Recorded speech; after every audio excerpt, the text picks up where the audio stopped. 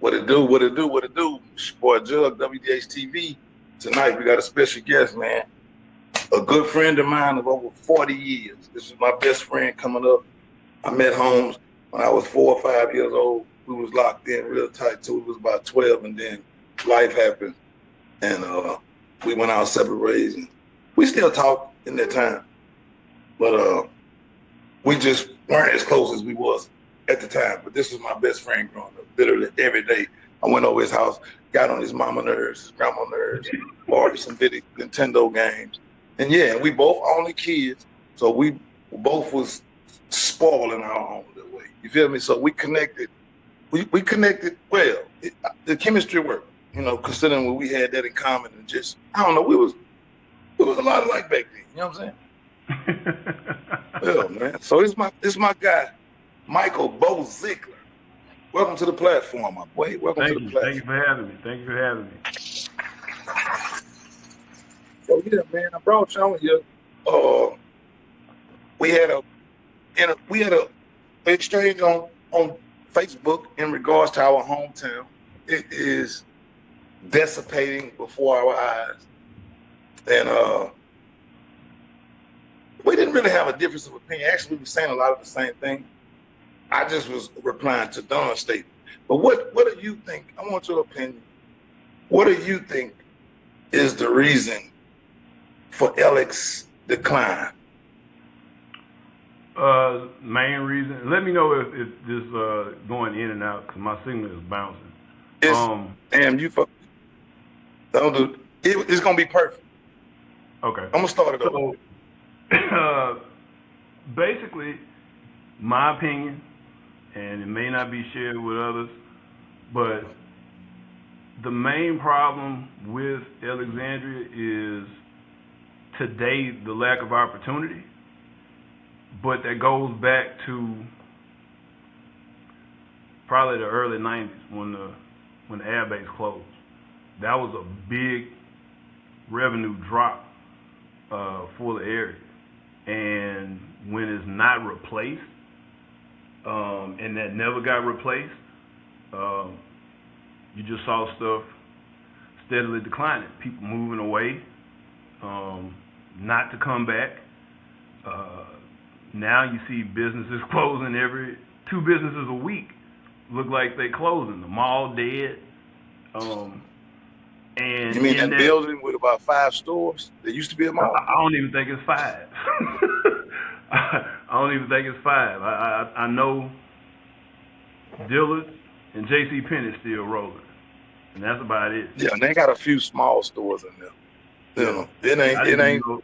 I haven't even been in there in about 5 years. I went. This was May. I went back for the graduation, May, and I didn't even realize Burlington had closed. Burlington is off Wow, Jackson I Street. didn't know that. Yeah, I Burlington didn't off Jackson realize Street. when you just said J.C. Penney that you didn't include Burlington. Burlington's gone. They out of there. Burlington is Damn, how somewhere you off lose a Jackson Street. Burlington? Yeah, Oh, so it's still there. They just not in the mall. it's not in the mall. Yeah, they moved it Okay, that somewhere was a out. rent problem. We not paying Yeah. that rent. And no, we can go get something cheaper for less. That's just what Gotcha. that was. You feel me? Gotcha. And then everything is going boutique anyway. It's even like that in Houston. Like, well, you know, you live out here. We both live in Houston, by the way, audience. A lot of things going boutique. You know what I'm saying?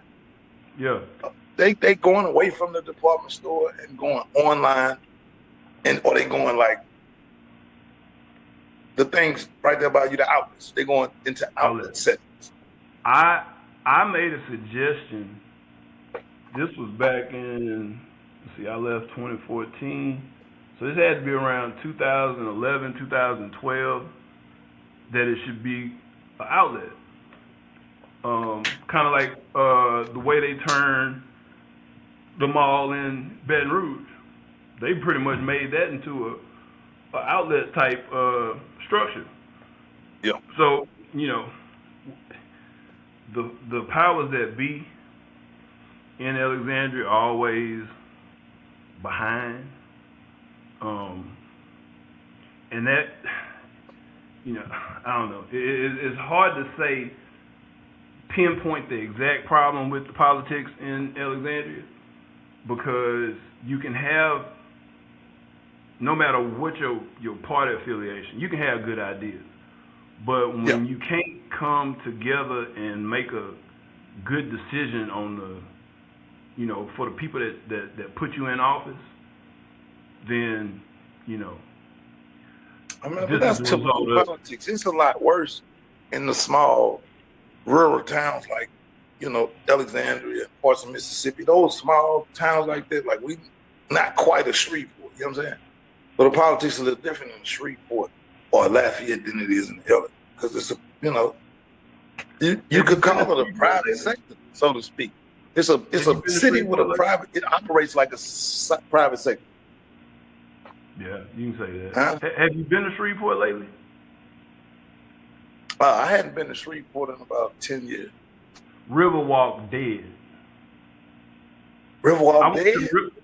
I went to the Riverwalk. This was we stopped because my wife people from Winsboro, and we Yep. stopped through Shreveport to come back. We went that route. Stopped through Shreveport to eat, and man, the majority of them stores closed. The majority, Man, you I just would told say me so. 95% of those stores closed. And I got It's partners in dead. Shreveport. I just talked to him today. But we don't talk about that kind of stuff. But Yeah. I hadn't been to see it. Like, that's crazy. So even with everybody feeling it. And Shreveport was always one of those, the casinos kept them going. They even kept Yeah. that Riverwalk going. So Yeah. it's bad right now, man. Yeah. Everywhere. It's It really bad is. everywhere. The entire Especially state of on Louisiana. if your The main entire source state. of revenue is recreation, if you're a recreational tourist town, they suffering right now. The service And industry now, the restaurants. that, I don't think, well, what I asked the folks in Shreveport, because I think the only restaurant that was open, it was a Sunday, and Saltgrass. That was the only restaurant that was open at the time. So I asked the lady, I was like, what happened? I said, we hadn't been out here about 10 years or so. I said, what happened? She was like, just never bounced back from COVID. So with that, Man, planning, a lot of people, a lot of businesses didn't plan for COVID or have a contingent plan in the event. I think now if something like that happened, more people would be more prepared for it. But yeah. that ain't an excuse for Alexandria, because they've been in a COVID protocol since the 90s.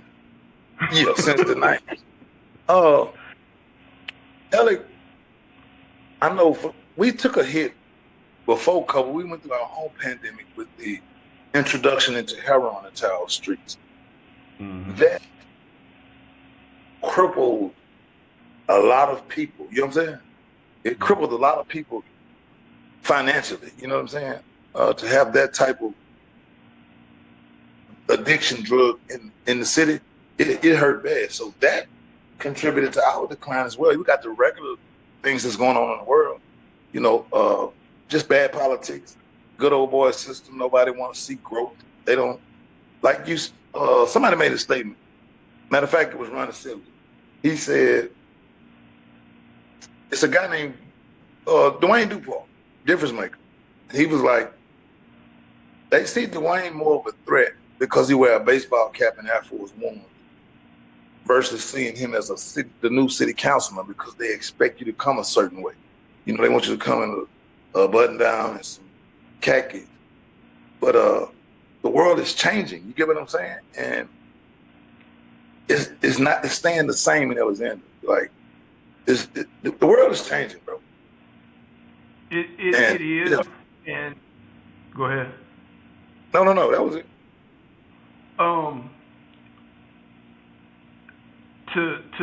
To comment on that,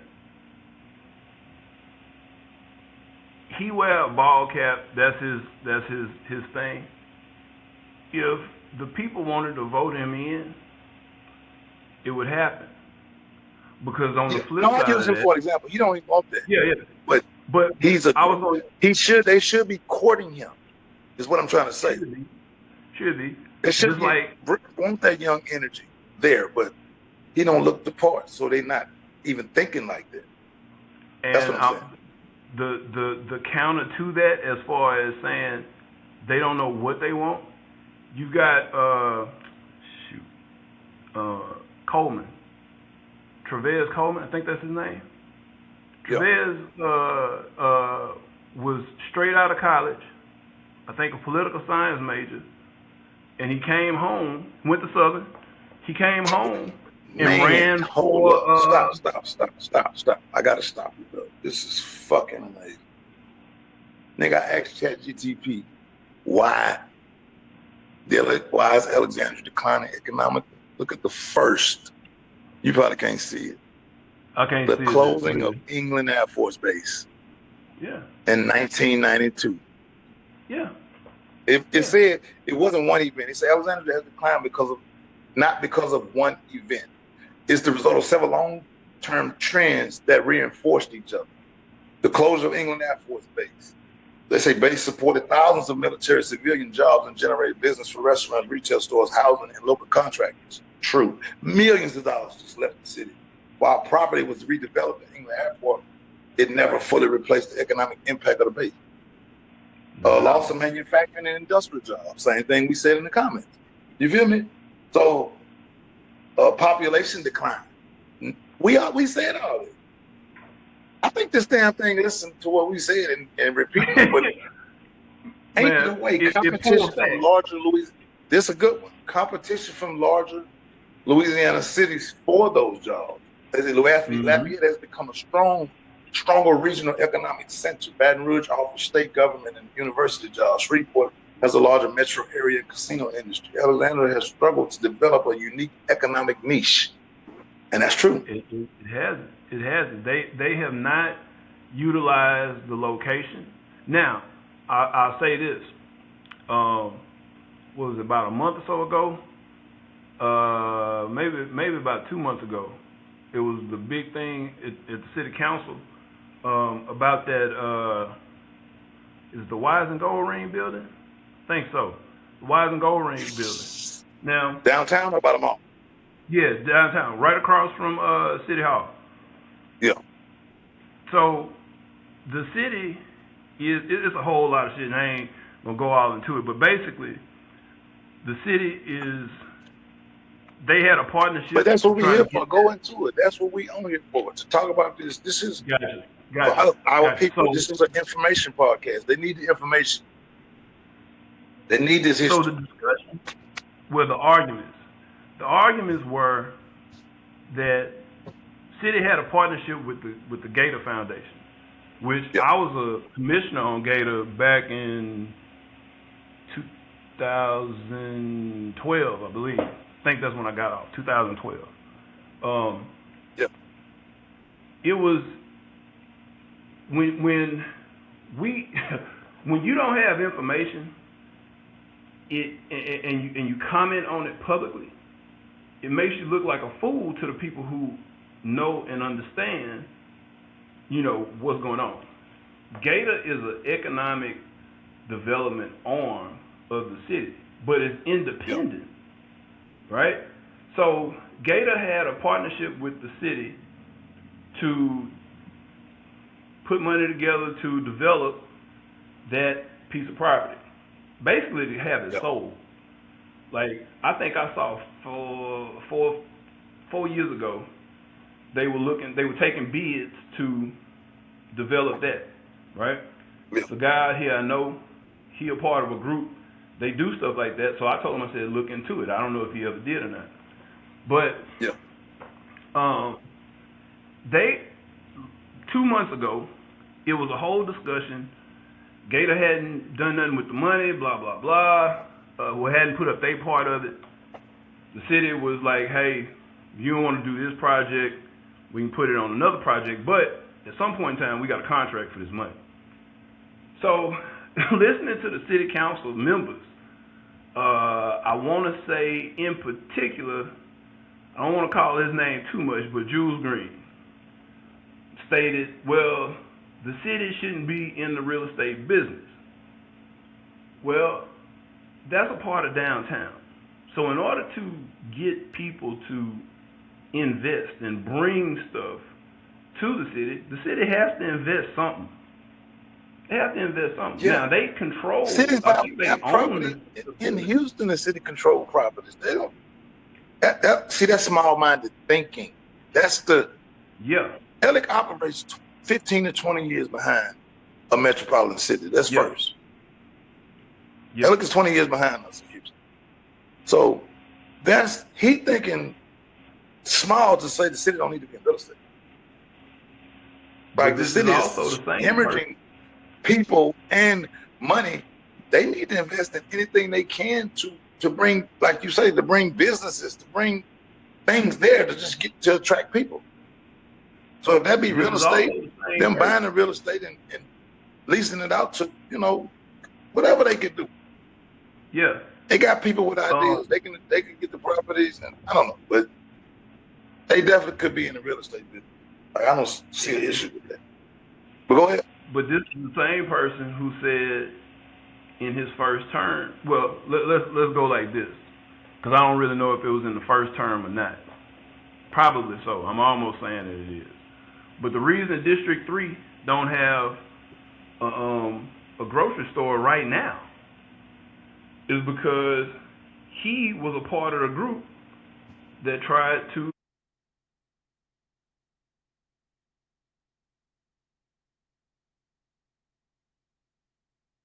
What's wrong? Yeah, I'm over here. Listen, it's clocking. It's gonna be crisp clear because you got your own camera situation and I got my own. So even when we have disruptions, it's gonna show clear as day.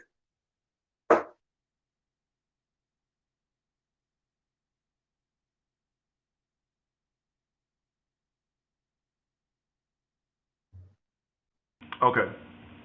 So I think it was in his first term as a council person. We had a project. Well, I worked on the project. They asked me to come in prior to him getting in office. So I worked on this prior to him getting in office. But he was a part of the group that kept trying to kill the project. So basically what they were doing was, where the stockyard is, the developer, the person that owns those apartments still had that lot. Well, that lot was right there. I don't know if he owned it or not. But that's where they wanted to put a grocery store, some townhouses, and they wanted a retail section right in the front. So the pillbox, I don't even think the pillbox in that area no more. But the pillbox moved from the little building that they had over to where the bank used to be, right there in the fork between 3rd and Main. What two brothers was at now? Okay, I didn't know that. Yeah. So you put me on game. Yeah. So they were like, it was a big group. What was her name? She was running for mayor at the time. Vaughn Jennings. I ain't gonna call all of them names, but Jules was in that group. Yeah. The pillbox moved into that facility. The city owned it. So the city bought that building for like 70 grand, right? And the plan was for the pillbox to move across the street, be the first tenant in the retail deal. So what they were trying to do, so what they were trying to do was they were going to build out the shell for the grocery store. They didn't have nobody to put in it yet.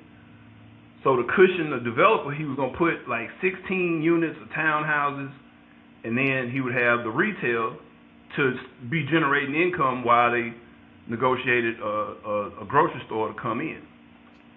So fast forward, this is before Jules got in. We went through the whole process. You had that group saying, oh, well, don't nobody support it. They don't want it. We don't want another housing unit in there. Another project. That was We don't want another housing project.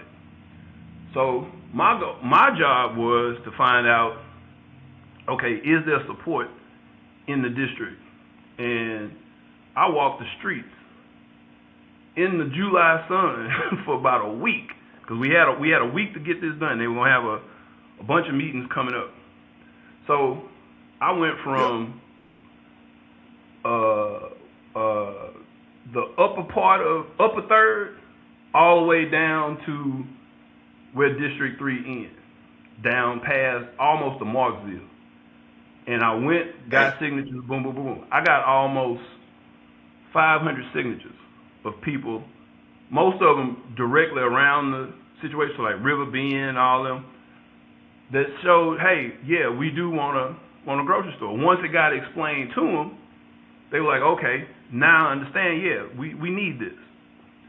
So we got that situated, that got passed, and then I think I hadn't left yet. It was almost right before I left, so it was like a year before I left.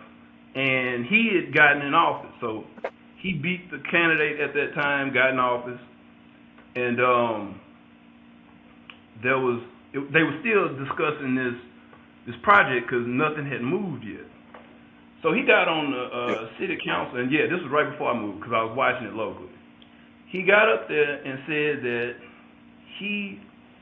his constituents wanted the owner of the pillbox to buy the building rather than lease the building.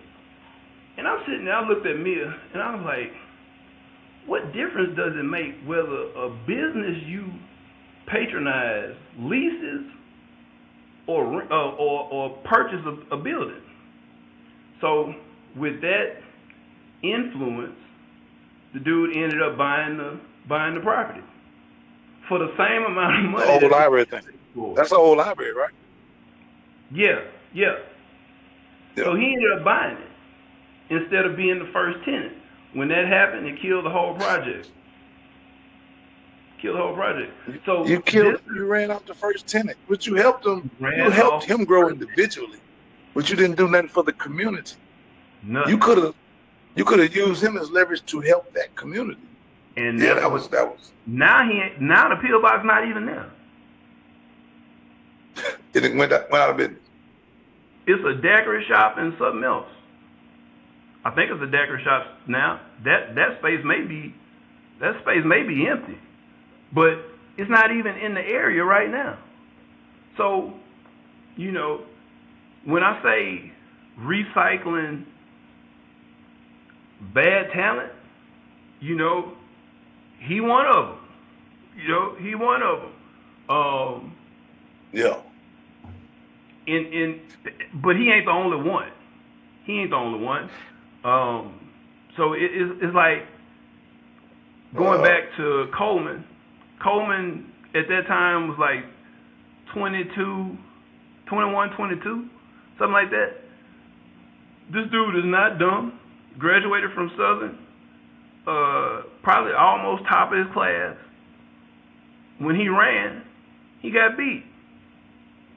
And if I'm not mistaken, I think he got beat by Ed Larvadane, who, when it's all said and done, he didn't really do that. So the brother is in District 1 now. He was in District 1, and he went to the state.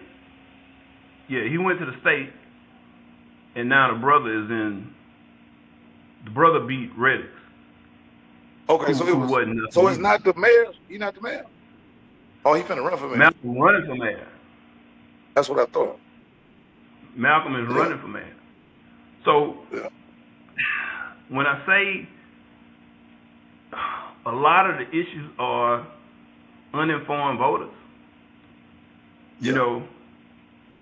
my grandma used to say all the time. You had conversations with her. She would say, especially about church. She was like, whatever you hear up there, find out for yourself. She said, because you can hear a lot of fluff, a lot of emotion. She said, black folks in particular are real emotional. If you can get them in the spirit, you ain't really got to say nothing. So I always kept that. And to me, if you elected to an That's office, why. That's why you said that shit to me. Get out your fish. Yeah, you just using grandma tactics on me. Yeah. so So when look. you elected, Oh, go ahead. Go ahead. Go ahead. okay, I said when you I know. elected, you got to have a plan. Like you can't run on disruption and chaos and actually, doing something because basically District 1, 2, and 3 have been left behind. And District 2 includes Deerfield and Martin Park. But, It's clear that they get left behind. yeah, District 1, nothing has happened in the last, I ain't even going to say 20 years, probably the last 30 years. Because they lost every grocery store they had over there. Crime then went up. But you had in place people elected to do something different, but they focused on fighting whoever the mayor is. Self, man. And We're gonna I call. said that because the same folks who wanted Jeff Hall in when Jock Roy stepped down Yeah. were the same people who got him kicked out. So it's like, Same damn. people that wanted him in got him kicked out of office. So it's like, what do you want? Do you actually know what you want? Because No. you got the candidate that you wanted in. The city council was still fighting, still causing disruption, and you wanted that man out. But then you go and you put these fools back in, who didn't do nothing, The first time. couple times. Roosevelt been in, well, he ain't there now. I hope he don't run again. But Roosevelt had, Roosevelt's like a 4-time councilman. Yep. Like, he lose, come back. Jews lost, Lose, come came back, get his seat taken, yeah. So it's like, run again. if you keep putting these people in, and they didn't do nothing the first time, or second time, or third time, why do you keep falling back to what's comfortable? It's time to do something different. And Because you at the said, same time, why are you doing something that's comfortable? yeah. So it was like, I think Mitch Branch, when he said, well, everybody with vision can't leave. So I asked him, well, how long are they supposed to stay when the people you trying to help fighting you? So it's like it's the dog chasing his tail. You don't know which one is the lead, which one you don't know, because it's just one bad circle. Yeah. So I got a question. I want to get back to our original. So and this wasn't even me and your conversation. This was me and Don. So Don Brown. He made a statement that nobody wants to work in Alexandria, and I want to ask you.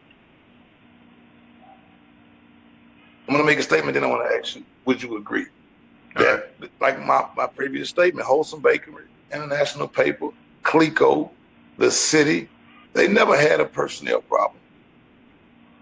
They never had a problem keeping the jobs filled. They would have a problem. The city didn't pay nothing, so they was a revolving door. But I'm talking about the other three. Wholesome never had a personnel problem. IP didn't.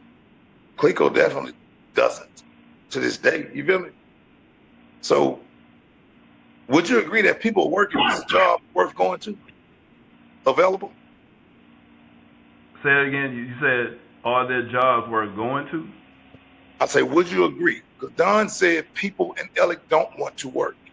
I say, would you agree that people will work if jobs are available? We never had a problem keeping Wholesome Bakery.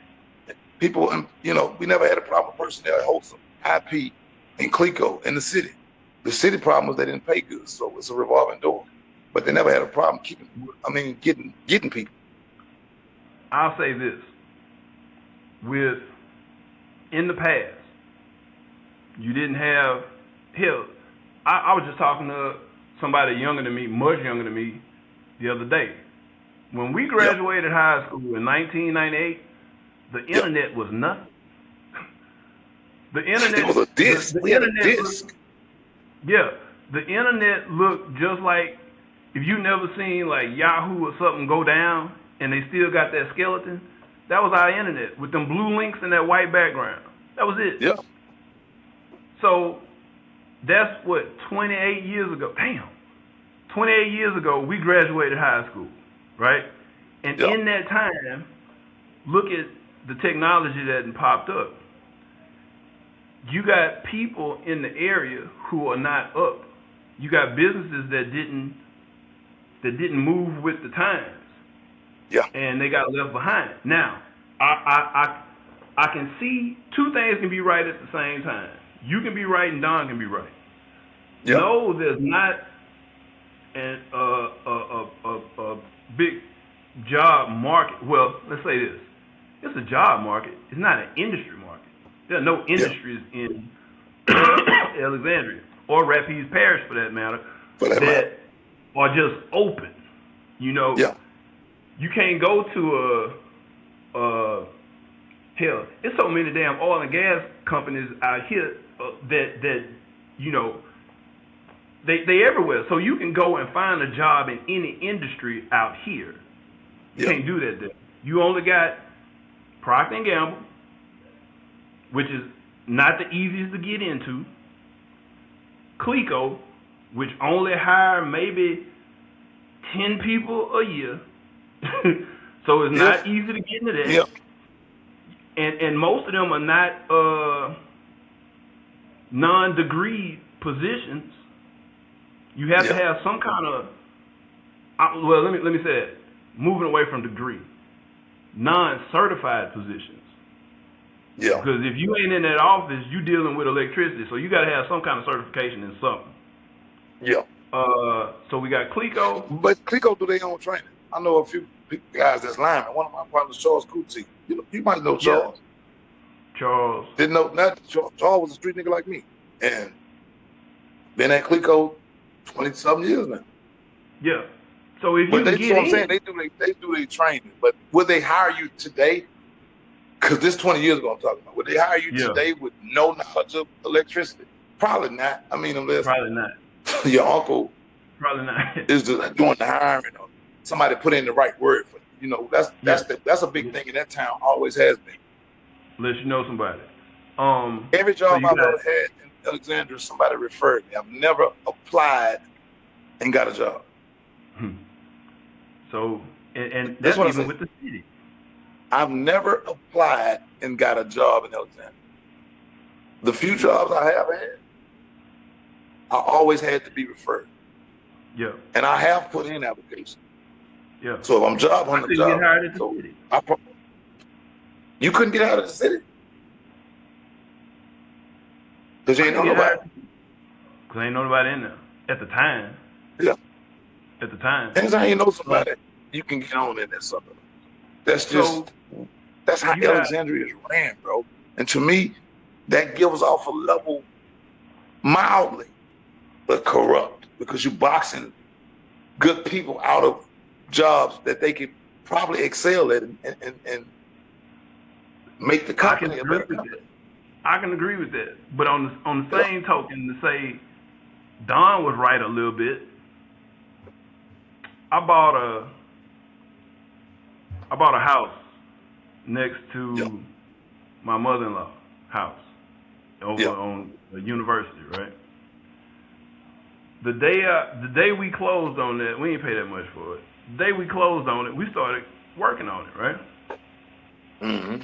You know, back in the, when we was in high school, the crackhead labor was abundant. Yeah, and before high school, shit, when we was in junior high, it was abundant. Was an abundance. You can get somebody for $20-$30 work all day, and man, do you know how many people I asked?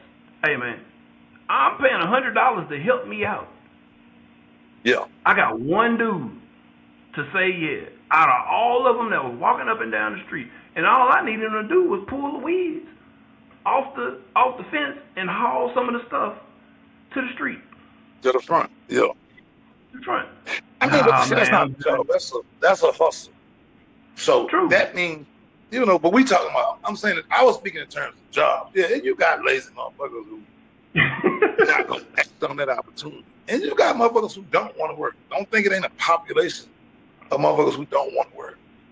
You got some who think they're gonna get rich out the streets, and they broke at the moment. They're not even in the streets, but they still got it in their head that I'm gonna come up and give me a pack. Like, no, go get a job. That way, I ain't never understood it. If you broke, if selling dope is your thing, and you're broke, and you need some money to get your career started in the streets, go get a job to finance that. Like, I don't understand where you think the money gonna come from to start anything without going to work or some kind of something. And I'm gonna say that may have been not necessarily in that capacity, but that may have been where Don was coming from, because I hear a lot of people say, excuse me, man, I ain't going to work at McDonald's. I ain't going to do that. Do you know, my daughter, I tell her all the time, I said, you had more jobs in between the year you graduated, well, the first 2 years after you graduated, than I had damn near my entire life. And they weren't bad paying jobs. She went from, let's say, I don't know the order, but she was at Walmart a couple times. She worked at Panda. She worked at Target. One time she had 2 jobs. I can't remember the other one. But she ain't never made less than $14 an hour. They got people in LA ain't never made $14 an hour. And that's grown people with families. And I told her, I said, do you realize you make more money? Like she at Dillard's right now. She just moved back to Alexandria. She had a job the week after she moved from Texas, making damn near $20 an hour. So if you've been sitting there in the area for longer than a week, what's your excuse? Yeah. And that's. Did she know somebody, or did she apply? See, that's the question. She just applied. Did the interview. Literally, it was within a week. She moved here on a Monday. She had an interview on a Friday, and she started on like that next week. Yeah. And I'm like, I don't discount nobody's story. Mm-hmm. But when you got examples of somebody who, if you see that a possibility is actually a possibility, and you ain't fighting to at least try that, that's something here. That's something blocking you. Oh, I ain't gonna work there. I ain't gonna do this. But you got people slanging Panda Express for $15, $16 an hour. Now, I wish Buc-ee's would have come. I keep saying, why the hell don't they have a Buc-ee's in between Shreveport and Alexandria, closer to Alexandria? Matter of fact, they need 2 of them on I-49. Yeah, they can put one. They can put it right out there, and they can put one on the boys' end, Kelly end, somewhere convenient position. You know what I'm saying? Yeah. Buc-ee's definitely. They just in that area. The lowest paying position in Buc-ee's is $20 an hour. Buc-ee's managers make between $200,000 and $275,000 a year. God damn. The lowest paid position in Buc-ee's is the restroom. They make $20 an hour to clean the bathrooms. Man, you said a manager make a quarter ticket.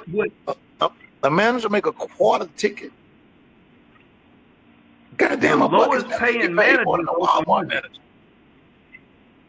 A Buc-ee's I don't manager know. make more Walmart money than a managers, Walmart manager. I don't know. It depends on the Walmart. It depends on the Cause Walmart, the but I'm just lady, saying, if when so, I does was it depend when I on was working does at it depend on the Buc-ee's? If all the Buc-ee's the same, then average they make that, I more. don't know. That I don't Okay, know. But I'm Buc-ee's is sure running a also a Houston private store gonna company. pay more than running a Beaumont store. They private though. And when you hitting that, you probably is more along the lines of they making minimum one because there's different levels. So when that 2 to 275 was a general manager, so that's probably Yeah, somebody that's working the area. yeah, they got 4 or 5 stores under them. Yeah. So like assistant manager, I think I'd have to go back and look at it, but I think an assistant manager is making 34 hours, something That like ain't that. bad. 34. They Shit, ain't if you working bad. in They other ain't bad. stores, And you then making if you 60, work 70 a overnight, year. yeah, you work overnight, you get $2 extra across the board. That's 36. That's Yeah, 70,000 a year, man. yeah. So something like that. If a company was to come and invest like that, that would just like that retail spot.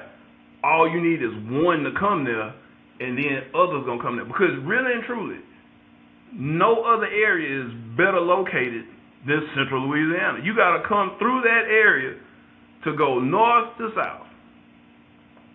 You gotta come Yeah, through that. Even if you take the back roads, you still gotta come through Central Louisiana some kind of way. But it's not positioned for that. It's not positioned. I've been saying since I it's moved. position for it. I think the powers Well, that be don't this is fight hard position. enough to leverage that position. We got a river run through there. We in the middle of the state.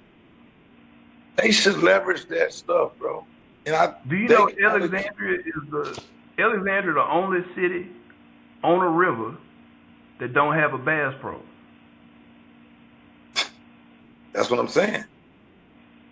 And Everybody we fish. used to have a bass tournament. The big bass And company Bulo. used to have a fishing tournament on the Red River every Oh, year. on the I don't red. know if they I know still they used do to or have them not. on Bulo. Yeah. Yeah. So why don't you have a?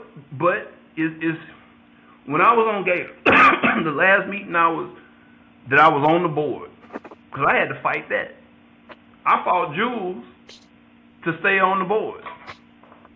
So they changed the rules for his person that he wanted to put on there. It wasn't no paid position, but they changed the rules to where it said if your candidate lose, you could finish your term out. Then they just changed that back. So 14 years ago, they fought to change it where you could keep you stayed on there until the end of your term. Yeah. I think last year they knocked that back to you at will. If the new candidate come in and they don't want you on there. So, and that was all political shit right there. Because they were trying to get the executive director out of the Gator board, of the Gator committee. So Gator got a stronghold on Alexandria. What is a Gator equivalent to? Because I'm not super familiar with this organization, but the things they are part of is giving baby Pentecostal shit. This we're gonna talk about that too. So this is what Yeah. Gator does. Gator's full up until recently, Gator's revenue came from hotel occupancy. So they get a percentage of everybody that stays in the hotels in Alexandria, right? Okay. So what they do, or what it was created to do, was be an economic development. Yep. So let's say if you wanted to throw a concert, it's gonna be pretty hard now because all the bullshit that happened recently at concerts and events. But let's say you ain't got to go through a whole lot of red tape. You want to hold a concert. Book a venue. If you apply, book an artist. yeah. If you wanna apply, and anybody can do it. You can apply for a grant. Let's say you might need $3,000 for Security. advertising expenses or Also, whatever. yeah. Their goal is to assist people who are bringing folks to Alexandria to stay, spend money. Yeah. Again, last year was a crazy time in Alexandria because you had people that didn't understand what Gator was, going off of people saying shit on social media, and they just thought it was just this free money that they just there to give free money. It's not that type of situation. It's not like you can go there this week and get money for next week. Some of them people on the books for months before they can, they plan ahead of time. Investments. Gator piece. funds a lot of the activities there, like River Fit, Winter Fit, all of them festivals that go on. Gator has a hand in marketing because their goal, like I said, they only getting money from who come and stay in the hotels. They don't get food revenue. They don't get retail revenue. Their whole goal is to bring people to stay in the hotels. My last meeting, we had a meeting that December, and I brought up the fact that at that time, the high school basketball championships were just floating around. The Coliseum was supposed to start construction in 2013, right? It took them 3 years to even start. So I was like, prior to when I was on them, I was like, why don't y'all start now? Make the proposal to bring the high school basketball championships. You're going to have a new facility, a renovated facility. They used to be in Alexandria. Make the push now. I was gone before I could see that happen. Then they delayed the renovations for 2-3 years, and it ended up, I think, going back to Lafayette, if I'm not mistaken. Lake Charles. But at the time, maybe Lake back Charles. then. Yeah. It's been in Lake Charles the last 5 or so years. Yeah. Maybe longer, but I know I've been privy. How did Lake Charles beat? How did the Lafayette lose that tournament to Lake Charles? Hotel space. Okay. Alexandria just bumped up all them hotels. Pineville just ramped up. Well, Pineville had hotels. They got more now. But Alexandria didn't even have the doors to even do anything with that. To house the people, yeah. To house them. When they did get the hotels, they were out of the running for the tournament. They lost. They used to have the SWAC tennis and the SWAC soccer championships. I don't think that's there no more. I'm assuming they still host those travel ball tournaments. But even with that, you go to Baton Rouge and you got top-notch facilities. Alexandria ain't got that. Like, they got decent baseball fields, but you ain't got top-notch to where, what's the name of the place? I can't think of it, but it's in Baton Rouge. The centerpiece of the whole thing, you can go upstairs and watch every game going on because it's in the center. Sit there, drink, do whatever you want, eat, blah, blah, blah, and you ain't got to be in the sun. You got a 360 view. That's dope. You got a 360 view, and that's strictly youth baseball. That's a double win. You're investing in the economy, and you're investing in the future generations. So it's a double win. Where it was? You know where it's located? Well, I don't know if you're familiar with Baton Rouge, but the area didn't change. They put this in Gardere before it became a suburb. It was a hood. I stayed right across the street from where that ballpark is. I stayed right across the street. It was the hood. It was 3 miles away from LSU, was in the hood. But they put that there. And now if you go to Gardea, it ain't the same. They develop it. Gentrification. Well, And that's another just thing. They want to investment. gentrify LA. It ain't no economy to gentrify. Nobody coming, but it's nothing. I got property in the Sony Quarter, bro. I can't even do nothing with it. Shit ain't worth nothing. Right now. It ain't I worth got like nothing now. 3 acres of land. Huh? It ain't worth nothing now. But Yeah, time is man, gonna change. I hope Time so. is gonna change. And So. with time changing, it's gonna be some changes. You realize, and this is something I talked about on Facebook too. Matter of fact, I think I mentioned this. This was a couple months ago. This was they had a car show. I saw the advertisement on there, and then a couple days later, it was a discussion about pretty much the same shit that's going on right now. Yeah. And I made ain't mention. No ain't no fun to have, ain't nothing else to do. I said, shit. Stop investing, putting money into these cars for 1 year. Y'all collectively put your money together, and it's a whole website called Civic Source. Civic Source got every adjudicated property that's up for sale in Rapides Parish. Well, actually, the whole state, if you want to stretch out that far. But it's at least 1,000 properties in Alexandria alone. Yeah. That you could probably pick up for less than $10,000 after the administrative fees and whatnot. So, and that's why I got a few partners that play real estate. My partner Courtney, David Cover from the hood. I know a few people that do that. It's just the ROI, the return on investment. That's the thing. That's why they sitting vacant. They're gonna be on that list because you can acquire the property, but then what? My partner T, I couldn't think of my partner T. He bought the strip center where Club Atlantis was at.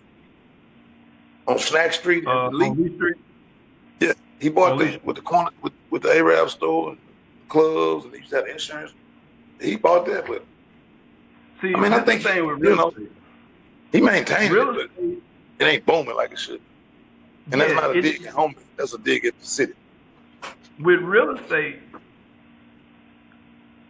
is not well. You can do it as a quick turnaround, but value is always going to be in land, right? Yeah. So, and I've been saying this. I said this before I left. I look at behavior, and I see some shit before it, because if based on patterns of behavior, right? Yep. Now, if you remember, probably about 2010, 2009, remember when all them for sale signs was out around Rosa Sharon Church, that whole strip along 49? Mm-hmm. The people bought that land, various different people bought that land, and they've been sitting on it since then. I've been telling folks, hey, it's going to be some changes two ways. Going into Pineville and 3rd Street. I'm still within my 20 years. But I see Mason and what's the street on the other side of Mason? Mason goes towards Pineville. What's that goes away from Pineville? Overton. I don't see none of that being there real soon. It ain't gonna be a split between 3rd and Main real soon. The people who own property along they gonna close that middle. they gonna wipe all that shit out. Winfield got some stroke in the city and they got some money. You think they going for that? If everybody got a price too though. Money talk and bullshit walk. That's what I was gonna say. That's why I had to. They offer the right money. They gone. Yeah. We buy a building over here where you want us at. Shit. They ain't putting that road to Sugar House there. alongside Sugar House. They ain't putting that road there for nothing. They ain't extending Sugar House all the way to Main Street, 3rd Street for nothing. Eventually, it's Something gonna coming. I connect know to what you're saying. 49. Same way coming from Pineville, that new bridge. Yeah. They ain't just build that bridge because the OK Allen Bridge was raggedy. All that shit is gonna connect because above it, they putting not right there, but you know they putting another interstate that's gonna go across Louisiana. All that shit is gonna connect. All that's gonna connect. I personally believe they trying to suffocate Alexandria because everything that they doing is gonna have it where it bypasses going through Lower Third. Lower Third, District 1, those are prime real estate companies. They got the damn City Hall is in District 3. So you would figure that District 3 would be more vibrant than what it is, your downtown. Nobody has a downtown that's dead and expect to survive. For real.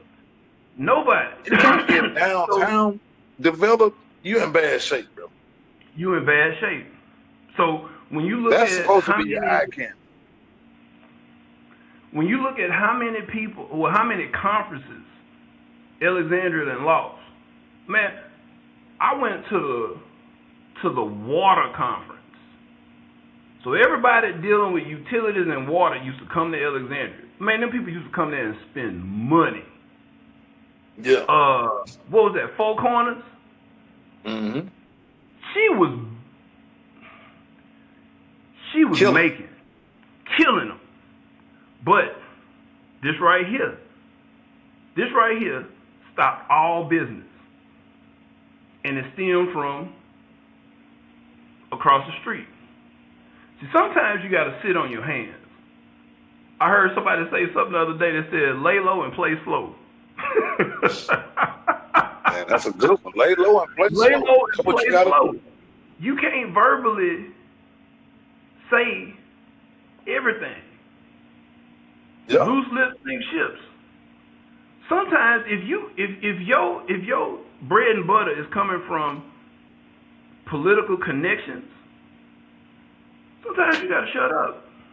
You gotta shut up. Why would you offend them if that's who Why would you need? offend them? And as soon as if it you go happens, in the industry where you're gonna need these same people, you gotta shut up. And a gotta lot of shut people don't realize that. They don't realize that. So with going back to the infrastructure, that project I was telling you that was being worked on. The first concern of it being in that location was shit. What are we gonna do about Joe's? Joe's still operational, right? It's still open. You know what they were gonna do? Something simple.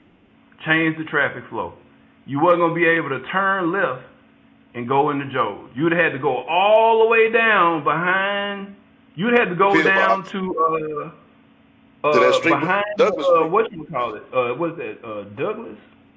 Yeah. Whatever Douglas that first street is behind where the library is, you'd have to go down there and loop around to come all the way back up. That's Douglas. That's what me and Courtney and Dion used to stay at. That's why I'm familiar with that area. Eventually, you got to go down that far. The stockyard was our backyard. Yeah. Literally, our backyard was right at the stockyard. So that's how they was gonna suffocate Joe's by changing the traffic flow. Nothing drastic. We just gonna change. We gonna make it harder for you to get there. We ain't gonna shut you down. We just gonna make it harder. And that's the type of stuff that every government does. Yeah. Because you look at I see it right now in Third Ward, bro. I'm watching it. I'm literally watching what you're speaking of happen right now. You ain't even saying the right. That's not even the right term. It ain't Third Ward no more. It's East Side Revitalized. That's what it's called, East Side Revitalized? Yeah. When Derek was at TSU when Harvey happened, right? Yeah. And he was out there about a week. We couldn't get to him. He had to stay out there. He was locked in because of the water and whatnot. So after about a week, we were able to go back there. Mike, I kid you not, around TSU, right across the street from one of TSU entrances, is a housing project. The CUNY Homes or something like that. CUNY. It's the CUNY Homes. The CUNY Homes. Dry as a bone. Had been the whole time. But you go across McGregor into the $400,000, $500,000, $600,000 neighborhoods, they had trash piled 10 feet high along the whole street, and it was every direction that you saw. That side flooded. Yeah. And I told me McGregor got that bayou right there. Yeah, McGregor got I told me at that's that why, point in time. That's why 288 was. You remember that picture, 288, that famous picture? Yeah. I actually took one and posted it of 288 looking like the ship channel. You couldn't tell if I was on the ship channel bridge or one of those cross streets, Sophomore, or one of them, McGregor. Because that's what I did. I stopped on McGregor and took a picture both ways, and it was water farther than I could see. And I told Mia because we took him to get some supplies and whatnot, and I said, Mia, I said, look at this. I said, these folks ain't gonna stay over on this side too much longer when across the street, across the bayou is bone dry. And guess what started happening? All of a sudden, you started seeing fourplexes. One over here, one over here, one over here, one over here. All it takes is we sell one of these buildings and all the taxes within this circle go up. So we can't force you out, but we can force you out. We can make it a hell of a lot more expensive to where you can't pay the taxes and you're going to get rid of the house. We're going to make you an offer you can't refuse. Sell me that property. You know, at that point in time, what can you do? What can you do? Outside of, and that's how gentrification starts. Every area right now that in Houston, we ain't been here that long. I just started learning about the areas and whatnot. The Heights used to be an all-black neighborhood. Now, they got houses in the Heights. They buying houses that look like they in the Sonia quarters. They buying these houses for $500,000, $600,000, $700,000. They just want the dirt. We want that dirt. Bro, a lot. They just want the dirt. To build one of them townhouses that they building up, bro, the lot's so small and they want so much for it. Because I actually want to move down that way. And I want to move down that way, and then I want to do some investment properties out there. You know, I fuck around in Third Ward. That's my hood. So I be looking at properties to see if I can get me a lot from somebody. You know, I want to catch me a sale directly from a family that's been there and shit. But man, they paying $300,000 and $400,000 for just the dirt. You remember? Go back like 3 years. When you come off 288, you make that left, and you own Emancipation. Yeah, you talking about Sophomore where they got that community center. Yeah. Where they got that community center on Emancipation. I think it's Emancipation, and then the other side maybe Navigation or something like that. But it's not far away from TSU. But it used to be a cookie shop across the street. They just had the World Cup in that area you talking about. That's where the World Cup was at. Yeah. So where the community center is, they had 3 empty lots that was for sale, right? Yeah. It's a parking garage. You know why? Because they wanted damn near $500,000 for each one of them damn third-acre lots. I don't even think it was a third acre. They wanted $500,000. It might be a quarter, a third. Might be a quarter. Yeah, they was real small. Might be a quarter. They small. Real small. But they put that big parking garage there. But whoever had them made a killing. Just in that little area, they made a killing. So when you when you got an opportunity like that, most people gonna sell it. Most people gonna sell it. I've been sitting on this lot paying these taxes, and in Alexandria, shit, I think my taxes might be $83 on my lot, cause I tore the house down. My taxes might be $83 a year. So guess what? If I want to, I can sit on that until something shakes.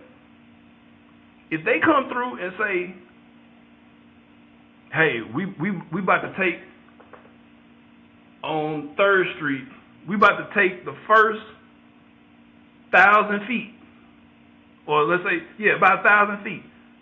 That's where my property line stops, and my mother-in-law, that's the fence. So if they take the first 1,000 feet from 3rd Street, they can cross my property. If they say, hey, we paying $50,000-$60,000 for every property that we get rid of, it's gone. Yeah. It's gone. I can take that 50 and go do something else with it. You know how much I paid for it? $7,000, 75. I was going to say 7, not more than 10, not $1 more than 10. No. So if I pay $7,500, and we had that since 22, so just right almost 4 years. And let's say in the next 4, I can spend $83 for the next 4 years. That's $340. Let's say $340. Yeah. And somebody come through and offer minimum $50. It's gone. It ain't even up for discussion. And what a paper that shit. So that's and it is plenty of spots like that in shit just on University. You remember Nolan Hammond? Yeah, the lawyer. Nolan mama died a couple years ago, but her properties went up for adjudication before she died. She got about 8 to 10 properties. Some of them blank, some of them got some structures on them. But just on University alone, she got about 10, including where they stayed, that trailer that they stayed. Man. Yeah, all that's up. He's still in prison, or he out? He died. He died. Nolan been dead about 10 years, Mike. I think I might. Nolan died years ago. I thought he went to jail, but did he go to jail too? Okay, well that's what I was thinking about. But I know they messed up they took his license away. But he died about 10 years ago. Why they took his license? Yeah. He had a scandal. Yeah. Nolan had a scandal. He was. I know. Yeah, I don't care about his sexual preference, but they say he had a scandal. It was something dealing with a client. He got caught up in a client situation down in Marksville. That's what it was. He was squirming the boys in jail. That's what it was. Other way around.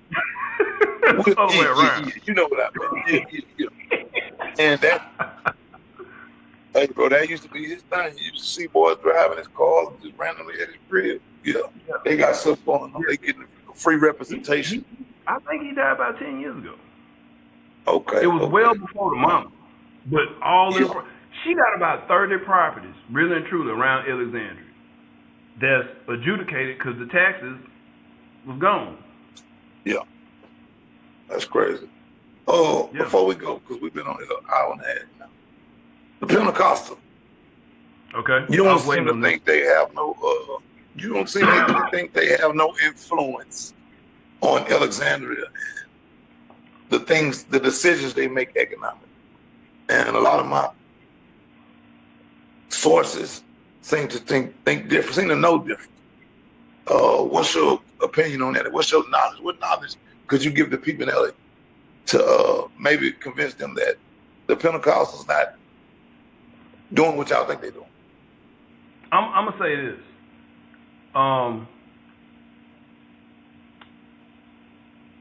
I think in one of the comments that I made to you, I said, if the Pentecostals was, and I ain't saying that they teetotally innocent.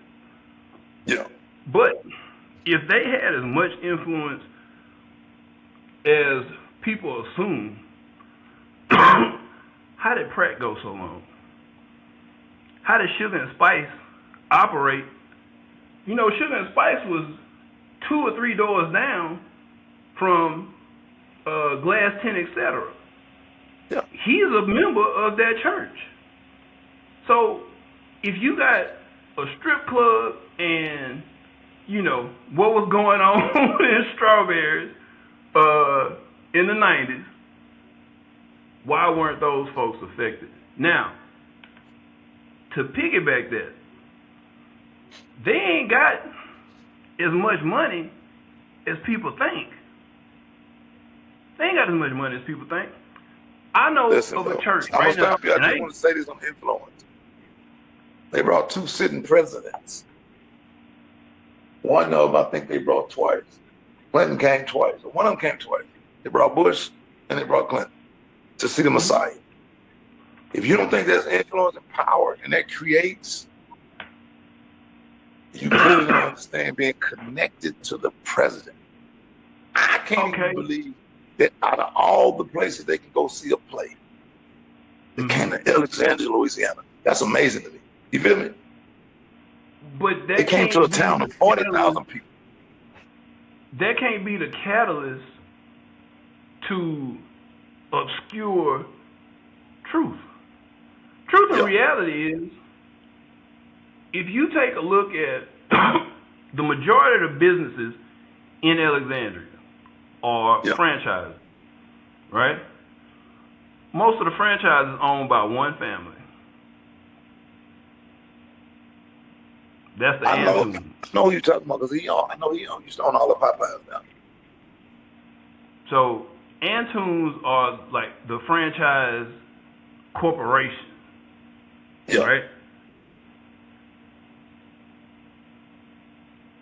Outside of, if a company was to decide to come there, I think the big thing right now is this data center that's going in bulk. Yeah, I wanted to ask you about that. I'm glad you brought it up. How much power do you think that church would have if a multi-billion-dollar company decided to invest in Alexandria? And one of the things that I asked you the other day was, what have they blocked? A lot of people say the casino. That ain't true. That ain't true. They all blocked the casino. Marksville blocked that casino. Marksville blocked that casino. But the didn't. Well, maybe I can see a world where they did that, but that wasn't what being told to people. And I'm telling you this from I know you into that. That's what I'm saying. That's not what was being told to the people. I can see a world where it's true. Yeah. But why would they let? So how? Okay, how does a business in Marksville convince Alexandria business not to bring revenue? Are we sending you money in place of said revenue, or are we just good friends? Because now you're gonna tell me. So you're gonna tell me, because you're finna make my point. You can't tell me Marksville can influence LA, and the Pentecostals can't, and they're there. Why they can't? Why they can't? Why they can't? How much you think the casinos make a year? They smaller casinos. I'm not sure. No. 30 million.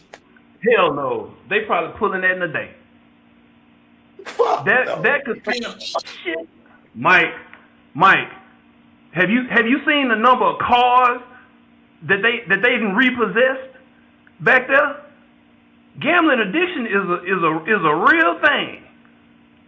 They got deeds to houses.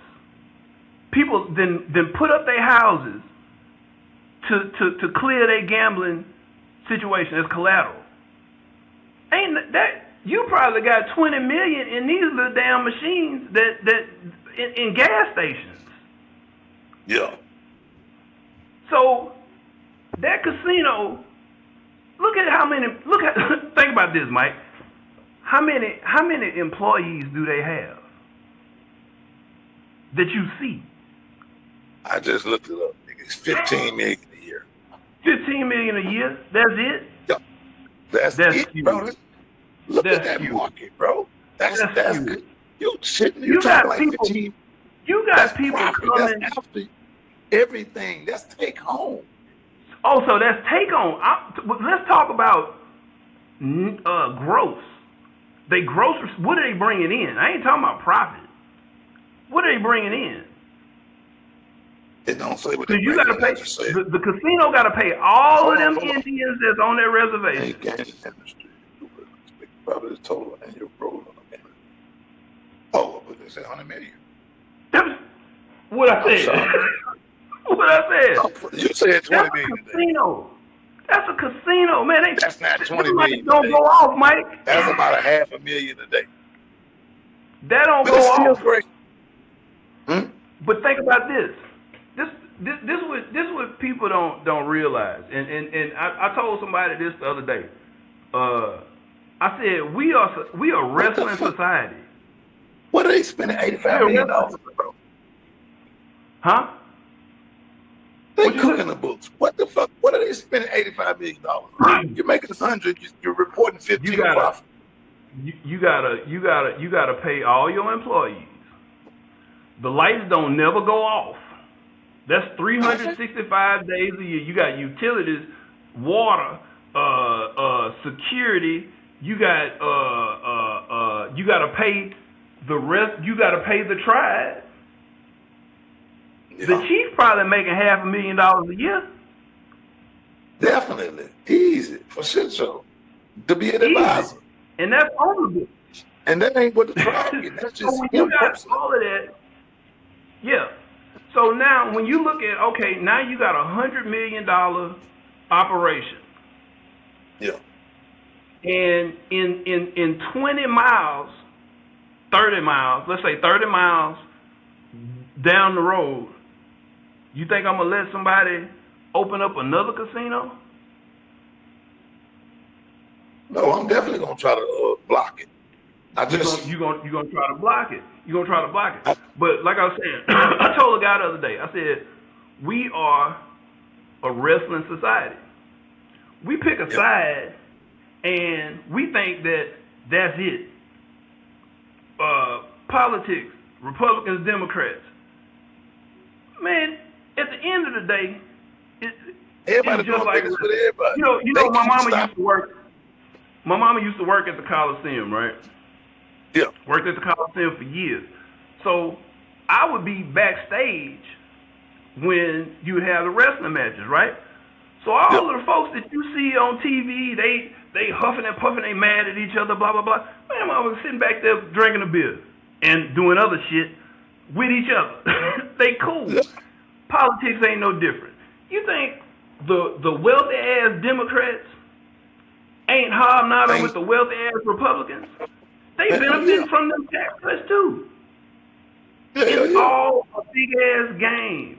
But down low, when the knowledge and the awareness of what is actually going on is low, we think that, man, these folks, they don't like each other. They hate each other. No, dummy, it's just you sitting here fighting down when they clock out. All major corporations, and this is what I wanted to say way back, campaign funds. Look who donating.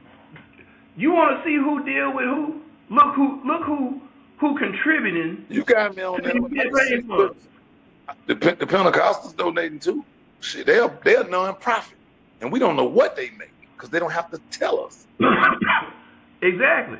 But I tell you what, it's a church in Alexandria that ain't the Pentecostals that probably by now they 8-figure retirement account has probably hit 9 figures. Damn. And that's just a retirement account. Which one? Downtown Alexandria. They got a church downtown? Oh, it's been had a church. Yeah. I know they used to have a church. Catholic church downtown. Like, I went to St. James, and I'm trying to think of another one. Yeah. I don't remember. Now, that just ain't public information, but it is public. Because I deal with it, I pulled it. Man, I was shocked as hell when I saw that number. 9 figures, man. That's 100 million. This was, I pulled this about 5 years ago. And it was a strong 8 then. So with the market and whatnot, I know it's got to be close to 9. I hadn't pulled it in a while, but they probably hit 9 figures in that, just the 401k plan. That ain't revenue. Yeah. That's money sitting for the employees. I mean, it ain't sitting. Of course, it's accruing interest, but that's just money.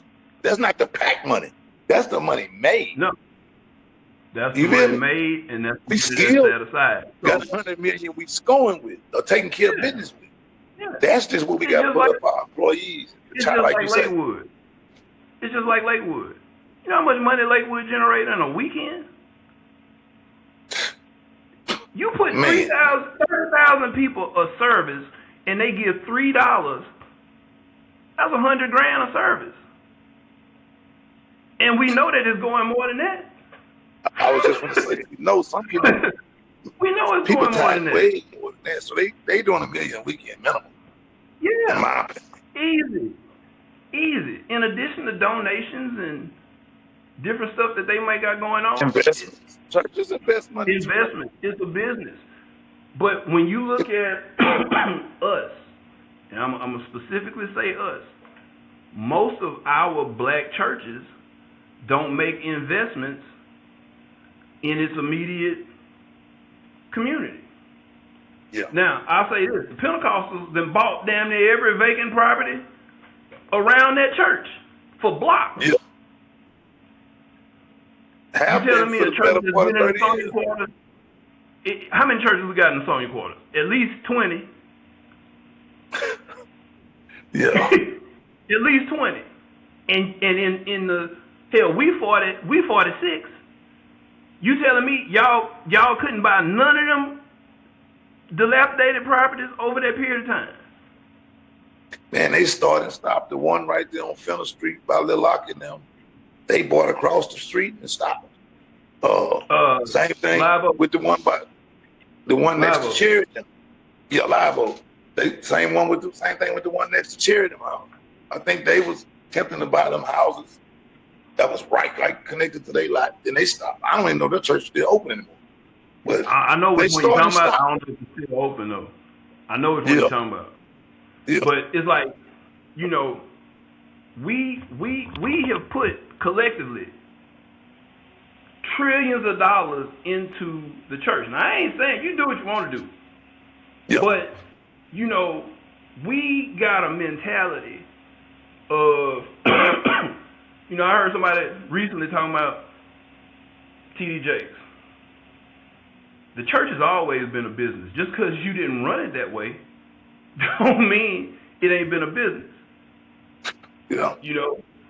And if you ain't... Man, they got churches making millions a month off YouTube, off social media, man. Yeah. In real life. Yeah. Not only are they getting the word online, they're getting paid to do it. Everybody can't do it, but you can do something. You can do something. A lot of churches got YouTube pages now. That's just the little thing. The smaller ones, the black church go live on Facebook and think that's enough. Man, create your YouTube page. Yeah. But what I'm saying about doing something, I'm talking about you can do something in the community. Like, it's 20 churches in minimum in the Sonia Quarter, right? Yeah. If you so concerned about crime and stuff like that going on in these neighborhoods, walk the street and clean them up. Shut the trap houses down. But everybody is in the... It ain't my problem. Yeah, it ain't my problem. I'm affected by it, but it ain't my problem. Yeah, it hadn't affected me enough to say nothing. Correct. Yeah. Correct. It's your problem if it's in your community. I was in the barbershop the other day, and the guy, this was Sunday, and one of the guys was talking. He talked a lot of shit, but he said something about we don't have black leaders. I said they killed them all in the 60s, and ain't nobody else want to step up. For Ain't real. nobody want to step up. So when you put the fear of, hey, We're gonna take this you out. call, yeah, we'll take you out. Now, well, for the last whatever 40 plus 50 years, damn near. Now it's a second thought: is this worth it? Is this worth it? Yeah. You know? And that's that generational gap we speak of now. Like when we say the kids lost, it got something to do with parenting, but we can't blame parents. Kids gonna lead the hearts and be what they're gonna be. But it does. It's lack of leaders. They don't see leaders.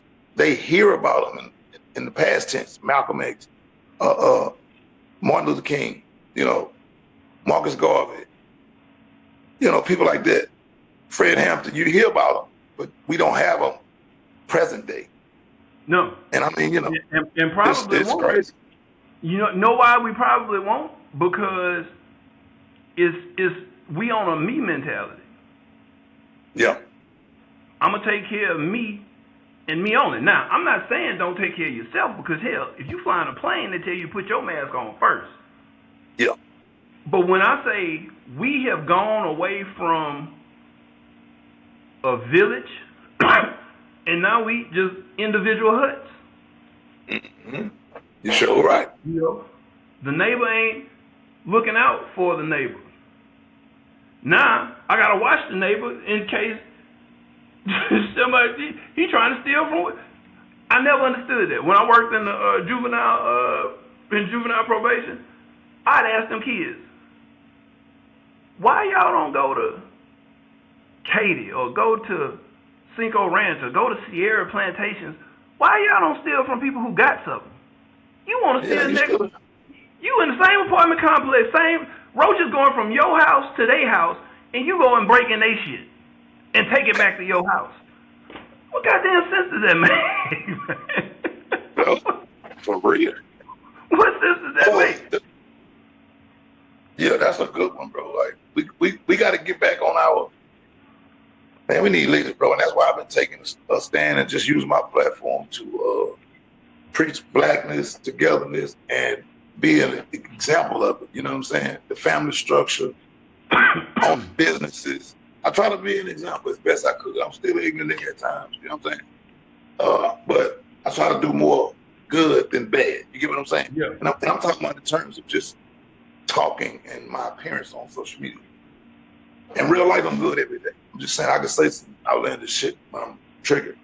But I just try to be the leader that I would love to see our people have. No, I'm a little rough around the edges, but my message is proper, and I'm reaching. I got 20, 30 guys, which that's not a lot, but hey, you got to start somewhere. I got 20, 30 guys in the truck. You know what I'm saying? Yeah. That's me giving back and saving souls. All the guys that I brought, what they was doing was gonna get them 30, 40 years. You feel me? Yeah. I put them in a predicament where they can get paid $30, $40 an hour, or however they choose to. I want to ask you about the data center before we go. How you feel about that? How you think it's going to affect Alexandria further than it's already affected by everything else? What do you think this data center going to live in that Red River? I'm gonna say this.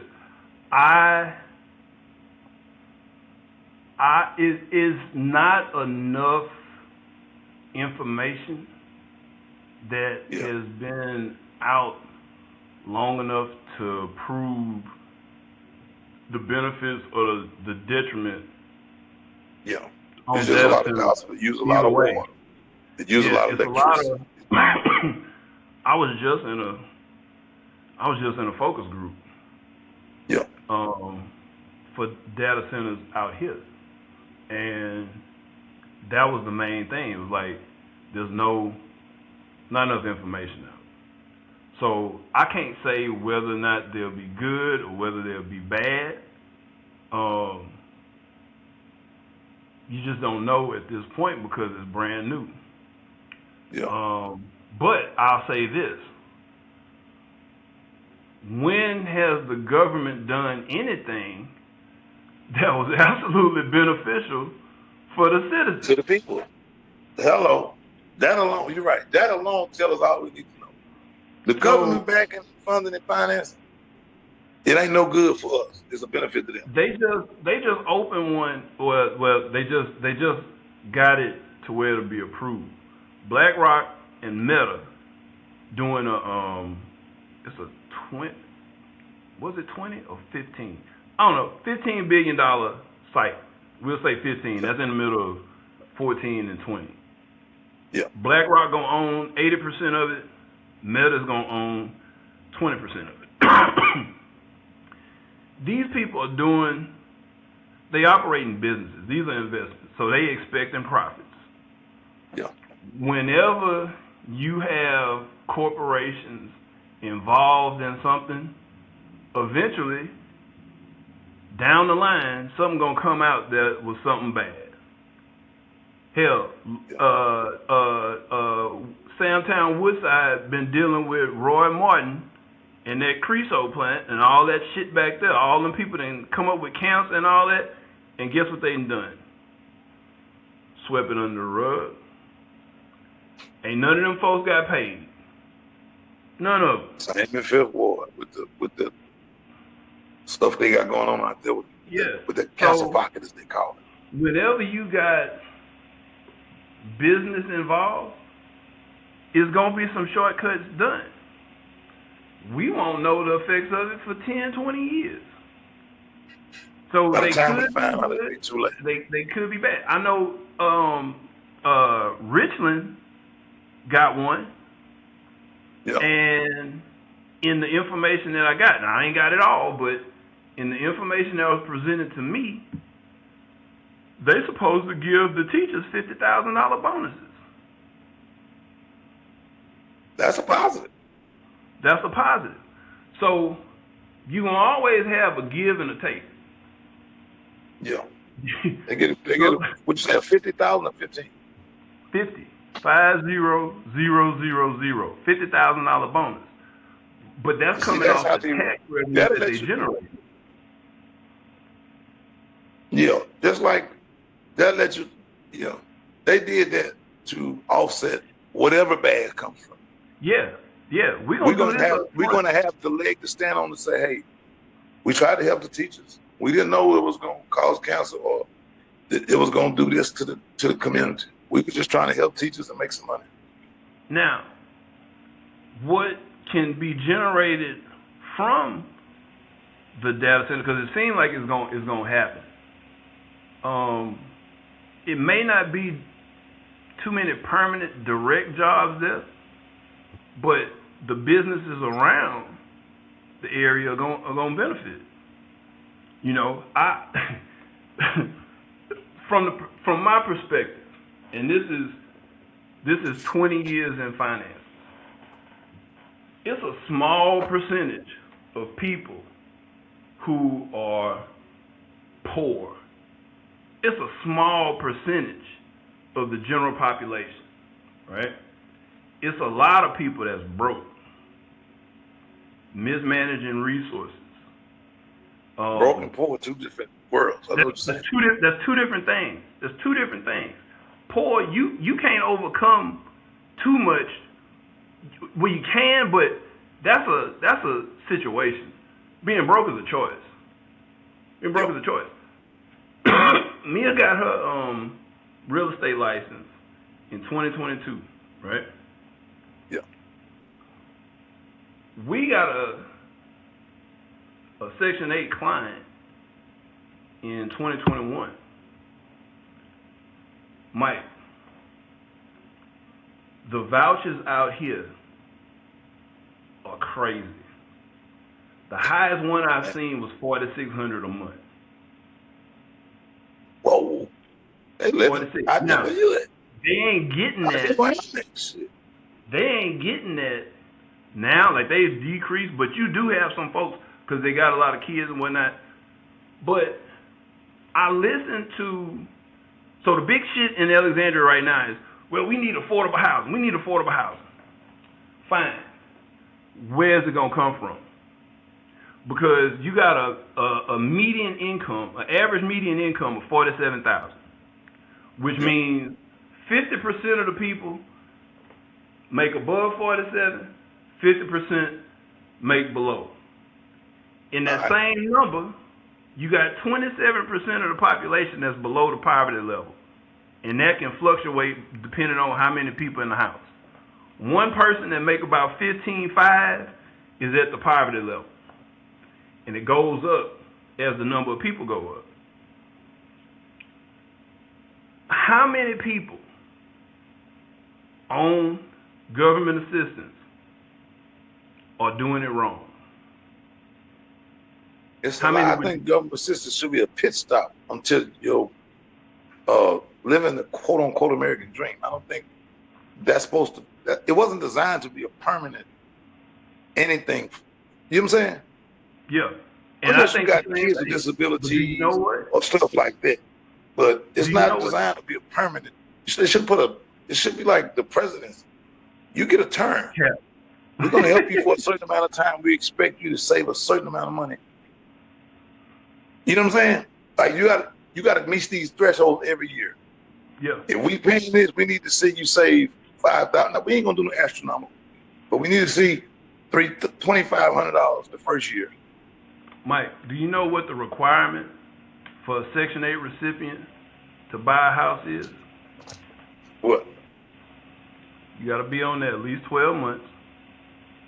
You got to have a 640 credit score.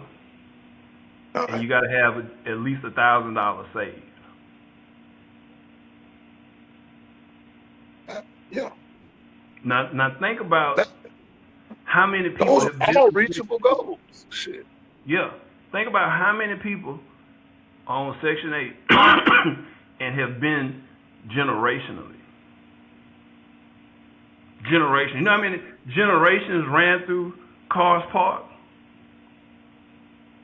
Yeah. Like you said, I was thinking about Cars Park and the CUNY home. Yeah. Them the two that think. I think I listened to my partner's story. They've been in the CUNY homes better 40 years. Somebody in the family's out there. That's what I'm saying. So that's that generation you talking about. Like, yeah. Grandma stayed. Two of my aunties stayed. And me and my girl stayed. You know what I'm saying? Yeah. Yeah. I know a few people that's their story. This is another thing. We behind in the usage. When we look at us as a people that get government assistance, what's the most common factor in that household? Say it again.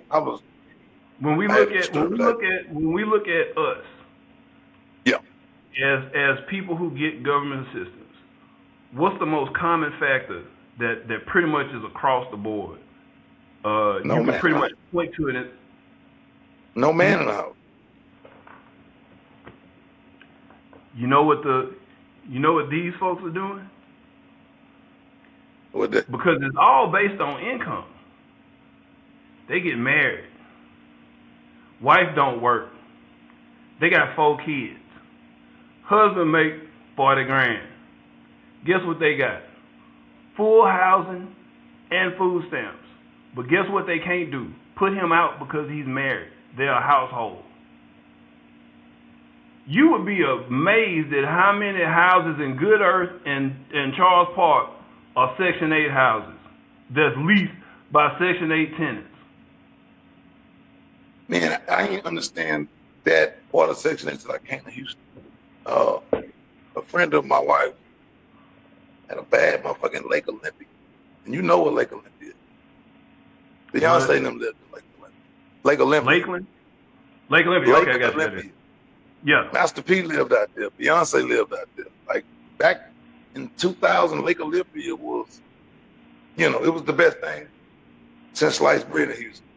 And my white friend was on Section 8 and got a home in Lake Olympia. And back then, those homes were like $1,500 a month was high back. You know what I'm saying? Mm-hmm. And that's what her voucher was. She was getting $1,500 a month. She had to come over like $100 to live where Beyonce and Master P used to live. But check this out. Once you go and you convert to a purchase voucher, there's no Yeah. income limit. And they guarantee that voucher amount for the purchase for 15 years. So let's say you got a $3,500 voucher, right? Yeah. Whatever, because I had one 2 years ago. We were working. It's all kind of, depending on the area, it's all kind of down payment assistance and purchase assistance that they give to voucher recipients, as long as the money is available. One in particular, when she first came to Houston, because she moved from somewhere, Dallas. Mia was helping her with a house, apartment, something. This woman was making $60,000 as an assistant manager at HEB, but she had a decent sized voucher. I ain't gonna say it was $3,500, but it was over $2,000. Yep. Right? Had she been on that program for a year, she could have used that voucher. Let's say it was $2,500. That's $2,500 that goes towards the purchase of that house. There's no cap on the house. Plus, she got her income. So if you making $60,000 from your job, you got a $2,500 voucher. That's another 28, roughly almost $30,000. Now you went from $60,000 to almost $100,000 between the two. So when people say affordable housing, they actually let them use that to purchase homes? Yeah, it's considered income. It get converted, so it's a whole nother voucher, and you can make whatever amount of money that you want to make. Go to school, get a $150,000. You locked in. What you're saying? When you buy. It's locked in. It's locked in for 15 years, half of the loan. So they gonna pay your mortgage for 15 years? If the mortgage is under that voucher, then yes. Wow. I did not know that, bro. Yeah. But that's smart though. See, that's smart. Okay, if I'm gonna dump money into you, why don't I just help you buy a home? Help you get off my program. That has been in place. At least the money ain't going in the trash to some slumlord, you know? Yeah, it's been in place for decades. It's always been there. It's always been there. I'm not sure that. Like, I ain't never been a part of Section 8 where I don't know too many people I knew people that lived in Carver Village, but I never knew their situation or what they telling them at the meetings. You feel me? Yeah, but look at this. Think about the old Cars Park houses. Some of them were independent. They were single structures. Not all of them was on the building. Some of them were single structures. They could have bought them. Oh, they could have? Yes. Well, yeah, they are. All of them people in Riverbend. Now, Riverbend and them type of projects, they got it written in addition to what the government stipulations are. They got it in there. If you want to purchase them units, you gotta rent them for 15 years, which I think is a racket, because that's half the damn mortgage. You bought this several times over. Yeah, they ain't spending with $50,000 building them houses, and you got want me to pay it back, rent it for 15 years. But most housing units, most HUD units under HUD guidelines, if you receive government assistance and it's a HUD-approved home, you can purchase it. Actually, you're supposed to get first dibs on it. Okay, if they go on the market, you get first dibs. Yeah, we don't put that information out. You know, and the whole game, like, it was crazy because I heard this woman tell her daughter. This was before I left Alexandria. Like, we get it in our heads that certain situations are not for black folks. Yeah. But I ain't gonna say the name, but I told a common friend, somebody that we used to talk to back in high school. I said, I'm listening to a conversation, and I said, now, I'm in honors chemistry, I'm in honors calculus.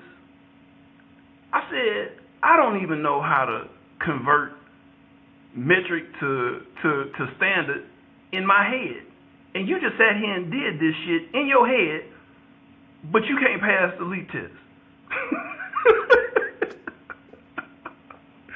You can't pass the LEAP test. I heard this woman tell her daughter the whole economic game dealing with food stamps and government assistance. And I said to myself, you got the understanding of some of the best economists in this world. Just transfer that shit over to something that can get you into a better situation.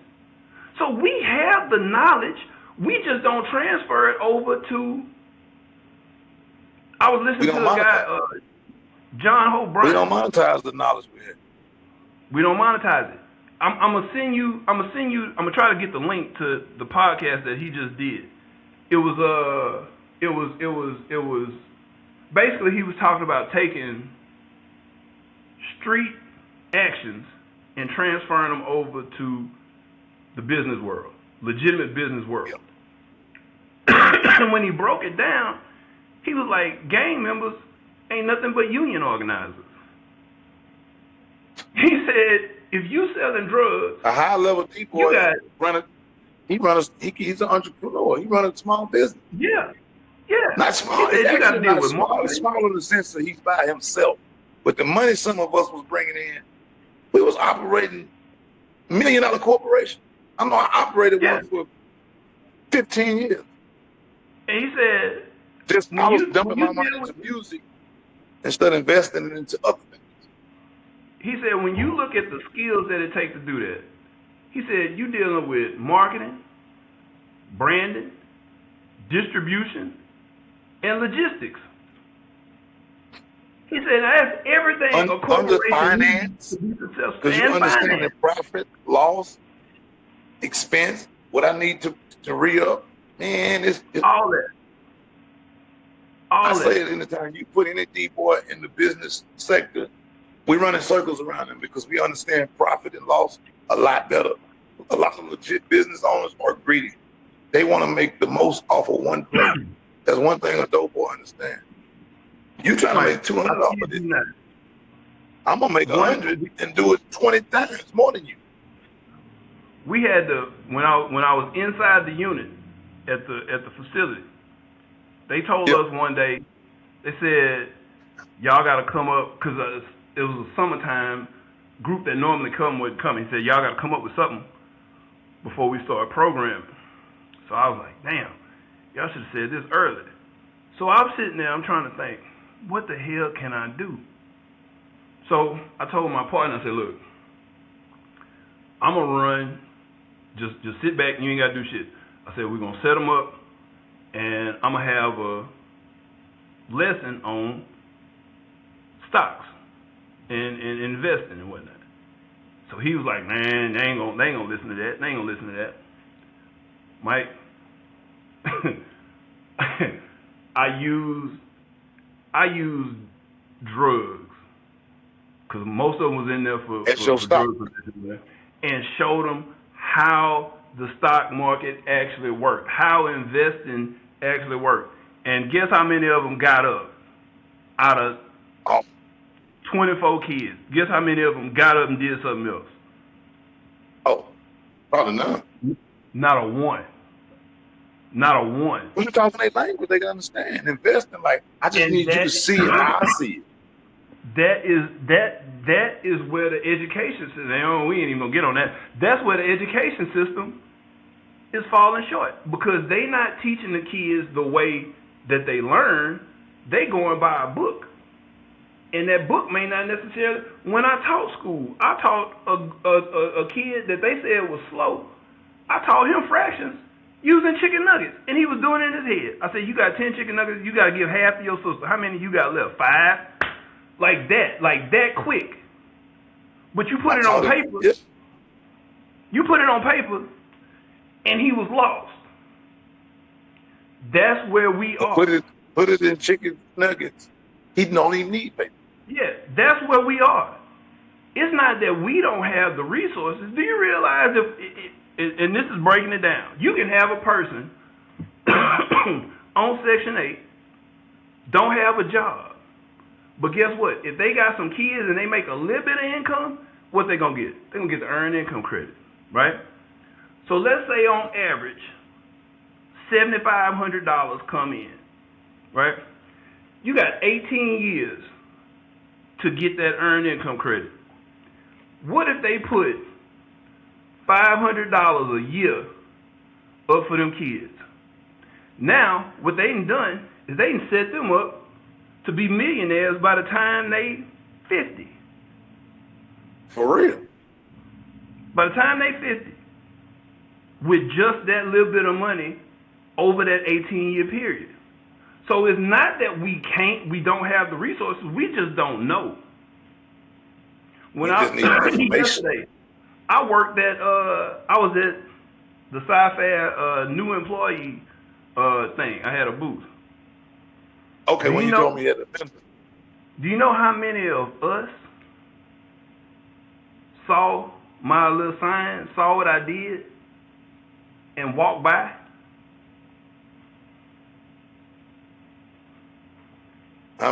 You can only give the information. It was a majority.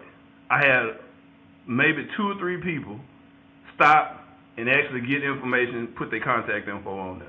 2 of them were white. It was 3. 2 of them were white. It was one who hadn't been in, this was her first year going into the school system. So she hadn't been beat down into thinking, oh, well, my pension going to be enough. It ain't. It's not. If you don't do 40 years in the system, this every school pension. If you don't do 40 years, you don't get 100% of your salary. You looking at losing 30 to 45% off top before taxes. And I'm saying 30. They're expecting you to survive off of $28,000 a year whenever you call it quits. Exactly. Because that's what it boiled down to. That's what it boiled down to. It's not a situation. A high-paid teacher make about 55, 60. Nah, that's low out here. Well, that's low here. But I'm saying that's why I'm saying average. In Alexandria, you making damn near put it like this. 38,000. When Mia came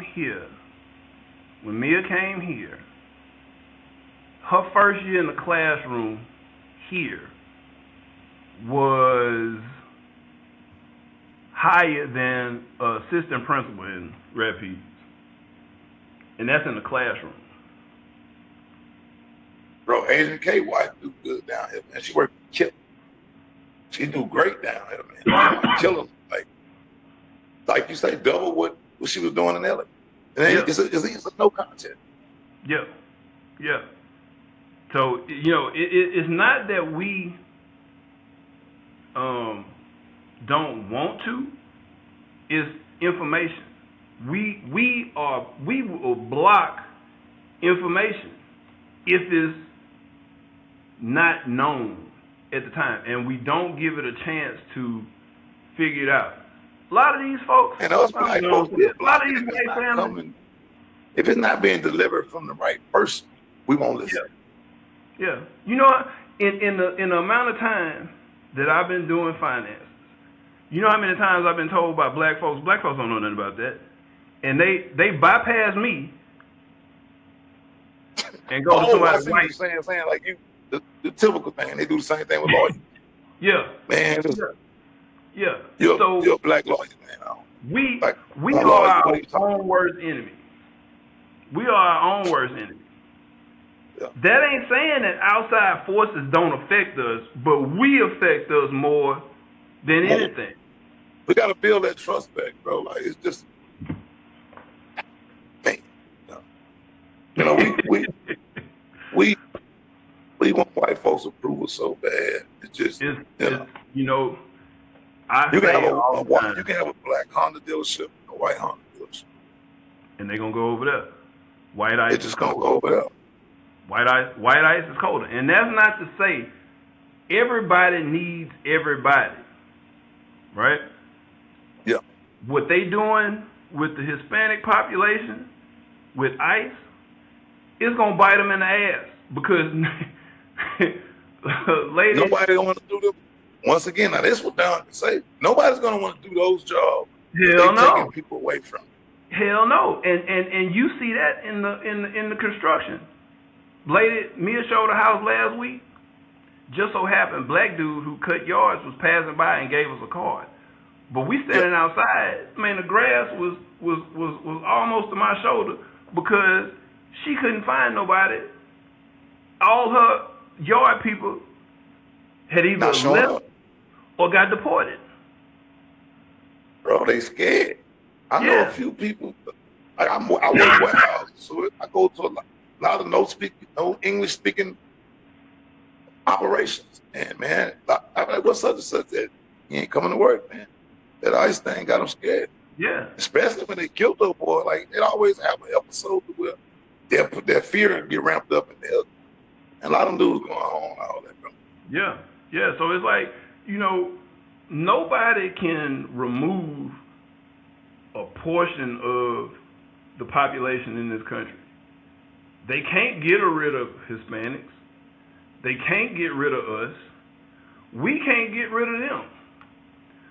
But we all got to supposed to figure work out how together. to work together to improve. I was telling Mia the other day, I said we are one of, if not the only, we are the only group of people, meaning native black folks, not the ones that come in, not immigrants. We are probably the only group that don't work together to build. To build. Well, yeah, you're right. You see, Chinatown got Chinatown. When we had it, we lose. We had third ward, we had fifth ward, we had the Heights, second ward. The Heights is the second ward, first ward and second ward. We had all that. We lose. But you know what happened? We didn't understand that generational wealth and keeping This up. what happened. When we move in, it's just like this. Keeping it local. Acadian Village was white. I remember. Black folks started moving in, and they moved. So in these areas, we moved to follow them. We stayed out there, lost family houses. It's the same story out here. We lose the family house, taxes, people die and whatnot. Taxes don't get paid, don't get kept up. We ain't structuring stuff right. They come in from the suburbs. They come back into the city, buy this land for cheap, and then blow it up.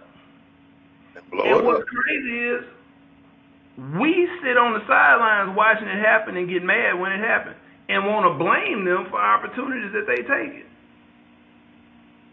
Yeah. You can't blame them. You can't blame them. You can blame them, but you just can't. It's what you can blame them for.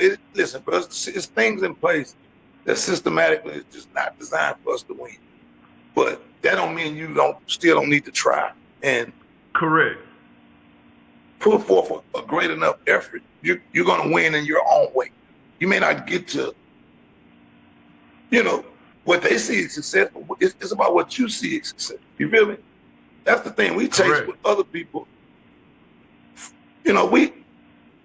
We do whatever to make it. Like I know guys buy cars. They don't buy a car because they like it. They buy it because somebody else like it. You know what I'm saying? You know what words my grandma? She said a long time ago. Another piece of wisdom. She said, "Black folks are like bears. They see something flashy, and even though it's something that can, hurt them in the long run, they gotta attack it. They gotta attack it. and we mental, we don't associate that with mental illness because we don't go to counseling and whatnot. Yeah, we don't even, nigga, we just started talking about mental illness like 10 years ago. So, Yeah. So when you you got better not have a told your mama back in the day, I'm having a when you mental got breakdown at 10. Your mom would have been like, what are you talking about? My now, mama would I'm have gonna been say like, this. I'm gonna say this because I had this conversation with my daughter, and before she had her baby and all that, I was like, you have no responsibility. So what are you stressed about? What are you stressed about? You just came out of high school. What are you stressed about? Like, let me know. What are you stressed about? Because I can't see it. I had damn yeah, responsibility from 8th grade up until my freshman year in college. I took care of my grandma in addition to homework, keeping my grades up, sports, all of that. Y'all just go through life or have gone through life pretty smoothly. What are you stressed about? Oh, Daddy, you wouldn't understand. I don't. I don't understand cyberbullying. Turn the damn phone off. Close the yeah. account. Block the number. Bullying, when we were in school, you got beat up. Yeah, bullying ain't nobody typing. The boys, a stranger at that. You gotta ask that. Bullying is not strangers, which it is because kids take their life for us. I don't want to be insensitive. It's a big platform. Yeah. But And I try to keep it there. I try the to keep era the we come sensitivity. from, bullying was getting beat up. Yeah. Bullying wasn't bullying wasn't words or letters in a comment section. But Yeah. it's the validation, bro. These kids, we've allowed these social media apps to control what I was just saying. We want success is what everybody else thinks it is, not what you're doing. You may be doing something great, making great money, and it's cool, $150,000 a year combined income type shit. You living cool, but you don't have an escalator, so you don't think you're successful. And that's far from the truth. Yeah. When you don't even know if you like the Escalade, you just want it because society says an Society Escalade say you need to have is it. is you know, yeah. You don't like catback like that. So You just want it because when you pull up, everybody gonna think you got some money, yeah. and that's Yeah. what Which we can be want us. bad. We equate success with what everybody else like instead of thinking of what do I want to do, what do I like, what do I want to accomplish, and that's where I've been victorious in life. I ain't never let what nobody else was doing dictate what I'm gonna do. I'm gonna live within my means. I'm gonna live below my means. Yeah. I'm going to enjoy life, and I'm gonna love everything I purchase. If I purchase, Yeah. I'm not buying it because this person like. If I buy a car, I go sit in my driveway. I ain't got to drive because I like it. If I buy a piece of jewelry, I wear it. I got something on there. I just like it. It's not because I'm buying it to impress. Like people buy Yeah. things they don't even like. They only Hell yeah. touch it when it's time to show somebody else what they got. Like they say, buying shit to impress people that you don't even like. Oh my God.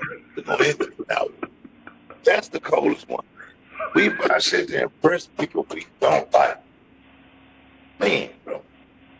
Now we gotta come back, bro, because I want to tap back into that financial literacy. I really want to delve deep in it. You dropped some good jewels today. Like I did not know. I know they had the first time home buyers program and stuff, but I didn't ever know that they had programs for Section 8 recipients to buy homes. Hey man, we got to get that information out because I'm Yeah. sure I'm gonna make sure I clip that because I know it's a And lot of look, people that don't know. the last part of that, and this tell you how the programs work. So Harris County got a program, the down payment assistance program. Yeah, It works in conjunction with another program that they have. It's not the first time home buy is basically it's a loan. Well, not a loan, but it's a grant, money that they give for purchase and it worked two ways. So the DAP program got a cap as to how much the house can be worth. Let's say it's 260. Single family, something. That's the second one. What that program will do is they'll purchase a house that may be over that threshold for the down payment assistance. Yeah. They'll pay it down up to 45% to get it within that threshold for that program. And they ain't gotta pay that back. They just gotta stay in the house for like, I think it's 5 years that they gotta be in before they can like sell it or something like that. Yep. But when you talking, you got a house that's 320, and they can pay it down to put you in that threshold of the 260. Yeah. That's a win. And as long as the house, y'all gotta use these resources. Talk to your counselor, your caseworker. Ask them about buying homes through your Section 8 voucher, using that towards buying a home. You gotta do what you gotta do. You say you need $1,000, a 640 credit score, and what was the last one? Be on there at least 12 months. To be on you gotta have a voucher for at least 12 months.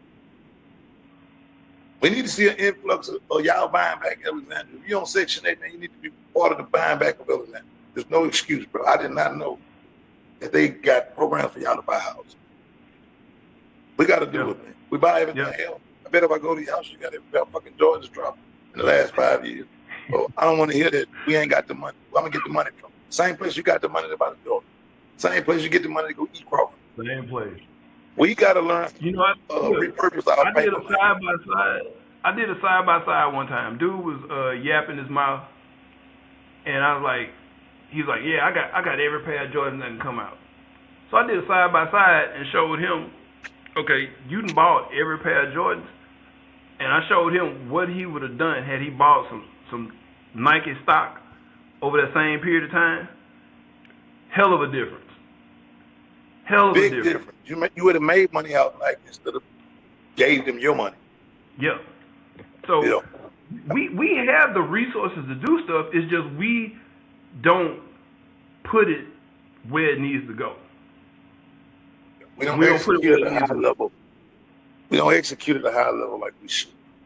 Yeah. And that's why we did this here, to put the information out there. That's what this was about. Giving some type of jewel to Alexandria to help these people get to the next level. Rather they be getting out, but I mean, I'm talking to the people that want to stay, that love this community, that want to be there. This information is for y'all. Use the tools that we telling you about, man, to go execute at a high level. It can be done.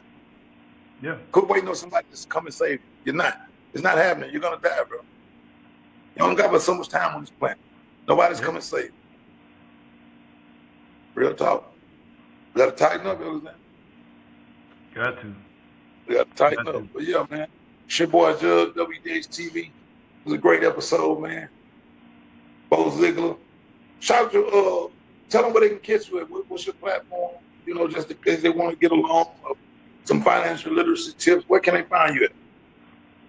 Instagram. I got one on Instagram.